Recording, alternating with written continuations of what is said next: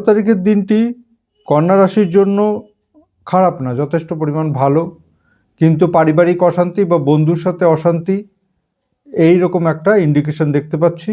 চলে আসব 12 তারিখের ডেট। 12 তারিখের ডেট কিন্তু অযথা উটকা ঝামেলা অশান্তির মধ্যে চলে আসার দিন। খুব সাবধানে থাকবেন, ট্র্যাপে পড়তে পারেন, কিংবা লোন সংক্রান্ত ব্যাপার নিয়ে কোনো প্রবলেম আসতে পারে, কিংবা শত্রুতা সংক্রান্ত ব্যাপার নিয়ে কোনো সমস্যা আসতে পারে, বা হেলথ রিলেটেড ব্যাপার নিয়েও কোনো প্রবলেম আসতে পারে। চলে আসবো 13 তারিখ। 13 তারিখের দিনটি কিন্তু কন্যা রাশির জন্য খুবই ভালো, খুবই শুভ।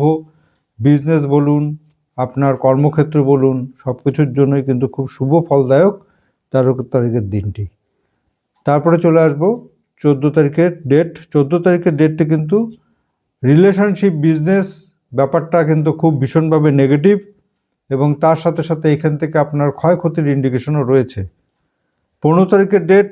15 তারিখের ডেট কিন্তু যথেষ্ট পরিমাণ শুভ, গ্রোথ আর ডেভেলপমেন্ট, এবং তার সাথে সাথে আপনি কোনো ডিলিং যদি করতে চান, সাপোজ জায়গা জমি কেনা, জায়গা জমি দেখা, কোনো গুরুত্বপূর্ণ মানে সাপোজ মেয়ে দেখতে যাওয়া বা ছেলে দেখতে যাওয়া, কিংবা কোনো এগ্রিমেন্ট সিগনেচার করা বা ফাইনালাইজ করা, এই সমস্ত ব্যাপার যে শুভ শুভ যে সমস্ত কাজকর্ম, সেটাও কিন্তু আপনি 15 তারিখের ডেটে করতে পারেন।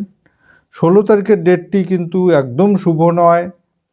16 তারিখের ডেটে কিন্তু আপনার বড় ধরনের কোনো ইকোনমিক লস বা ক্ষয় বা ক্ষতির ইন্ডিকেশন রয়েছে, সাবধানে থাকবেন।